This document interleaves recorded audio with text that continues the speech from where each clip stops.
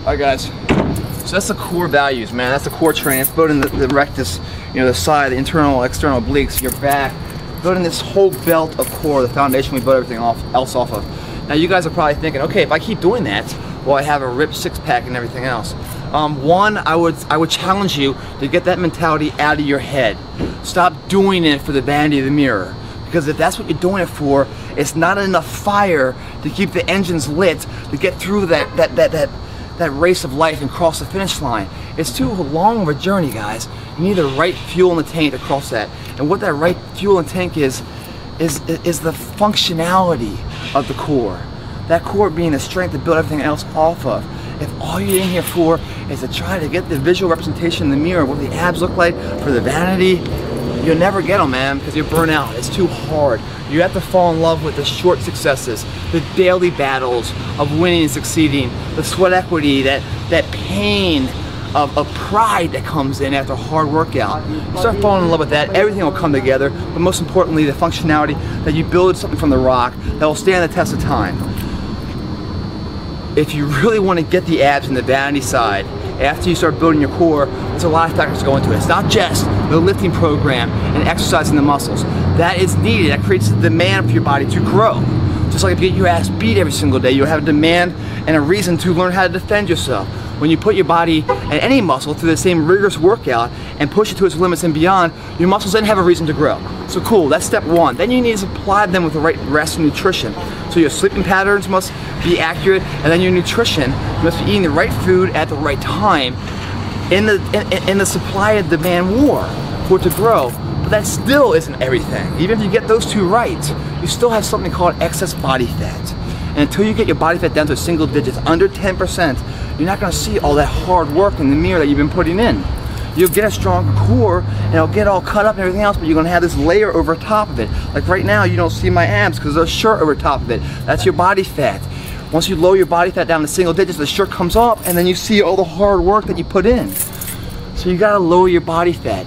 I bring that up because a very big misconception is that you can spot reduce body fat, meaning if I want to get abs, I'll just do a lot of sit-ups and I'll burn the fat right off here only. It doesn't work that way.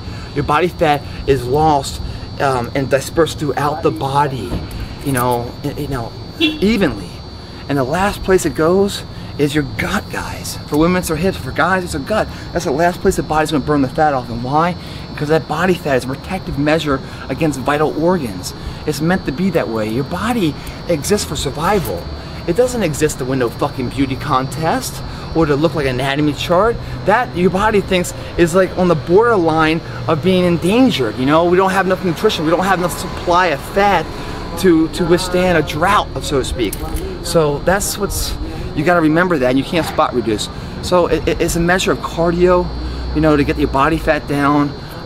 Always lifting to create the demand, then resupplying it with the nutrition and the rest. They all weigh their same weight, and it's not a fucking sprint to success. There is no short-term fix for that long-term situation, meaning this routine is a lifestyle change. It's a marathon, not a sprint. If you put your time in right now, I guarantee you, a few months down the road, you'll have that physique. And once you have it, it's so much easier to maintain because it's lean mass and your body percentages from body fat to lean mass has shifted. So you have more lean mass instead of that stored energy called fat. You burn more calories as a lean person than a fat person. It's so easy to maintain it. It's hard work to transition. But once you transition, you got it for life, guys. And you're like, wow, really? It's gonna be a year or it's gonna be 8 months for me to get that? Yeah, that sounds like a long time, but really in the big scheme of things, you probably got another 60, 70 years of living. So 70 years of being a fat fucker, or 7 or 8 months of hard work to be a skinny, lean, healthy person for another 70 fucking years. I mean, really, stop investing in the now.